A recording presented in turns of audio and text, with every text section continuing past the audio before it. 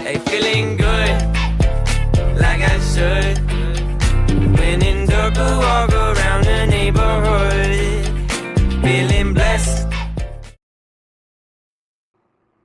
All right, let's take a look at our homework for lesson 6.2.3, problems 70 through 75. Starting with number 70, asks us to take a look at all these shapes and determine which ones appear to be similar to another or others. So basically, I guess what we have to do is just start with A and work our way around and see if there are any other shapes that appear to be the same shape, but a different size. Okay, so starting with A, that's a square, and so we got any other squares here. It looks like F is a square. So if you superimpose this, are all the angles going to match up? Well, yes, they do, but to be honest with you, that's not really a good, you can't just use the angles of a square to determine that, or the angles of a rectangle for that matter, because they're always 90-degree angles. You never get anything other than 90-degree angles in rectangles and squares. So you really have to look at the side lengths as well and make sure that they're proportional. Here, if I grow this square, you can see that it is the exact same size after I dilated it and made it bigger. So the original A is in fact similar to F. And I would say this, since all squares have 90-degree angles and all the side lengths are always equal in length, every square has to be similar. There's no way around it. It's always going to be the case. And I would say the same thing would apply with circles. No matter what, you're going to get circles that are similar to each other, even though the whole angles, there are no angles in circles, but hopefully you get the idea of what I'm getting at. Okay, let's look at B. Does B appear to be congruent to any other shapes? Well, that's a right triangle, correct? B is the only other right triangle. So let's go ahead and rotate this guy and see if these angles appear to match up perfectly. And that one does. Of course, the right angle will. Now, does this one appear to? Yes, it does. So I think we can say without any question at all that figure B and D are similar right triangles. Okay. Now let's take a look at C. This is what you would call a rhombus. And it doesn't have right angles, so it's not a square. There are no other figures in here that have 4 equal sides that are not squares, that are rhombuses. So C does not have a similar figure in here. D, we've acknowledged, is similar to B. And then E is an equilateral triangle. There are no other equilateral triangles there, so E does not have a similar figure. And then we've got G, which this is the one that troubles me a little bit. With G, yes, all of the angles are going to be the same as with I. However, if I bring this guy over and I reorient it so that they are pointing in the same direction, let me go ahead and do this a little bit more. Does that look about right? It does look about right. And I grow this now out of that angle. Honestly, I think they made a mistake. And I went through and I checked with the answers on the online book. They said that G and I are supposed to be similar to each other. But just because they're both rectangles with right angles and it looks like they might be similar doesn't necessarily mean that they are in fact similar to each other. These side lengths are supposed to be proportional. And when I dilate and grow this rectangle G, it does not match perfectly with I. So part of me wants to say, no, this is false. They are not similar, even though the CPM book intended for them to be similar to each other and actually state that they are.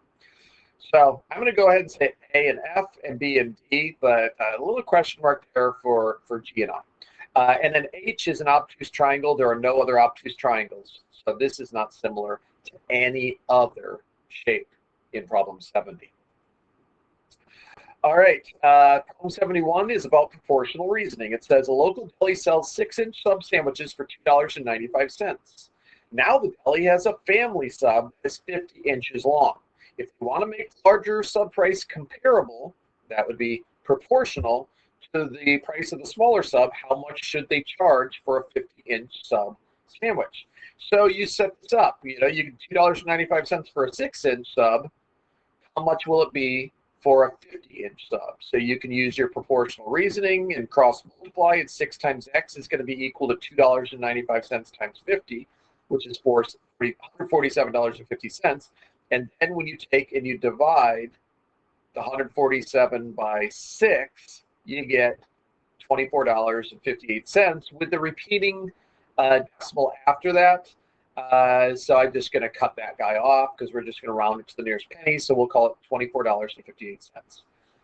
Some of you may have chosen, instead of doing this proportional reasoning, to find the unit rate. So if you take $2.95 and divide it by 6, that's going to give you the price per inch. $2.95 divided by 6 means it's $49.49.16 repeated. So it's no, yes, no. What did I do? Oh, I see what I've done. Hold on. Let me change this to $2.95 divided by 6, and it is 49 cents. So really, it's about 49 cents per inch. A little bit more than that because it was 1/6 repeated, but we're going to take that and we're just going to cut that off and round it down to 49 cents. Now, if I multiply 49 cents times 50, I think I'm going to get something similar, but not exact. So 49 cents times 50 inches is how much total?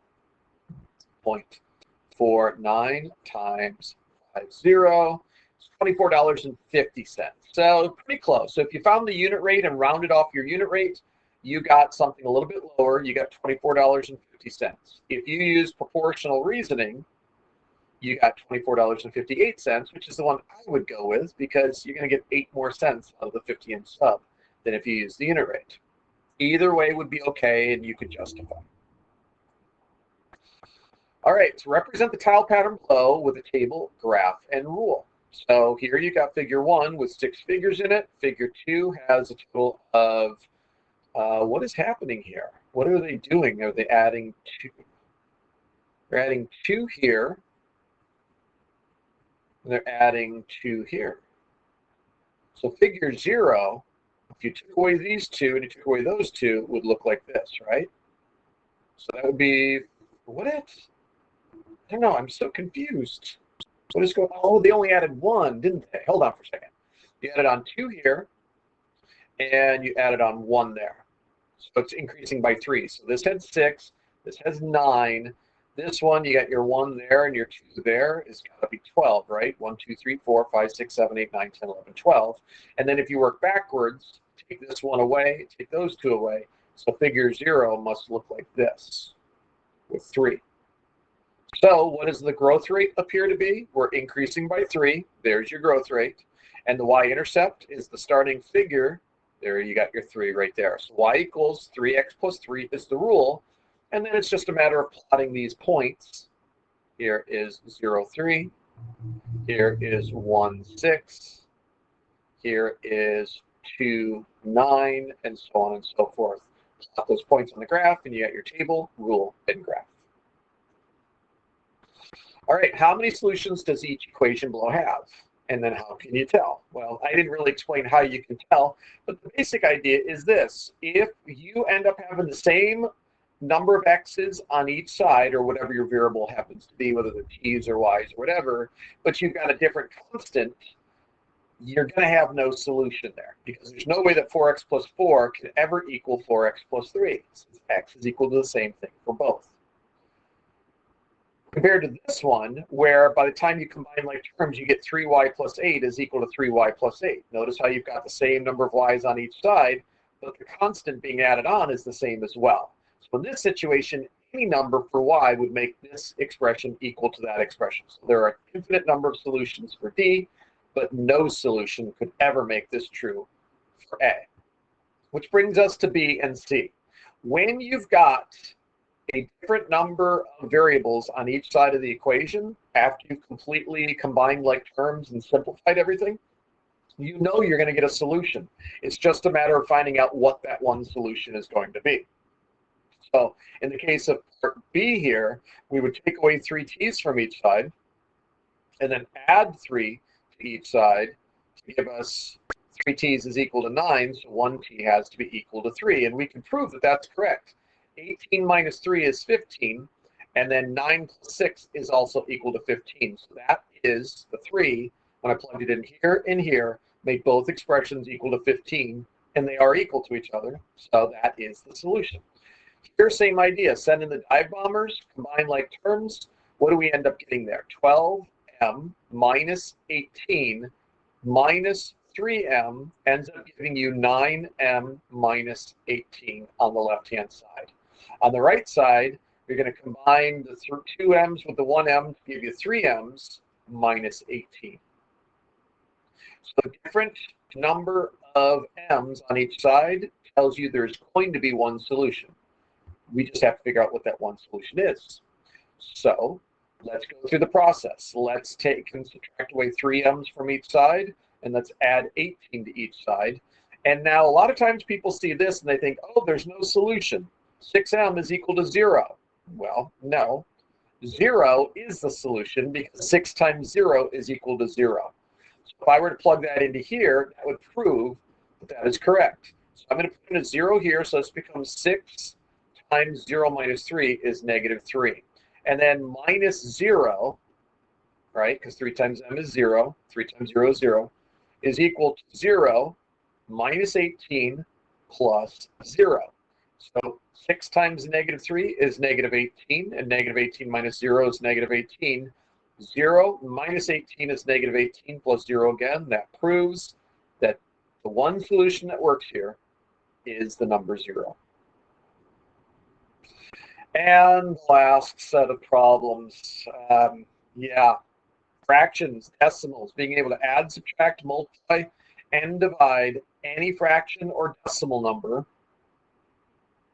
whether they're positives or negatives, is really, the basis. This is what we're working all the way through middle school, from kindergarten all the way to 8th grade, is for you to be able to do this kind of work and then apply this to the problem solving that we do along the way. So I'm going to have you just take a look at these. I will maybe do a couple. For instance, if I do KFC here, because I don't like subtracting with negatives, I'm going to keep this guy as it is, 2 3/10. And then instead of subtracting 1 2/5, I'm going to add a negative 1 2/5. So here you've got to remember that when you're adding two numbers that have the same sign, you're going to add the numbers and keep the sign. So we know our answer is going to be a negative. So now I have to just add 2 3/10 to 1 2/5. So 2 3/10, 3/10, plus 1 2/5, let's call it 1 4/10. Add those together, you get 3. And 3/10 plus 4/10 is 7/10. And it's a negative because you're adding a negative to a negative. So we have to remember about common denominators. We've got to remember about our integer rules of adding or subtracting numbers that have the same sign or different signs.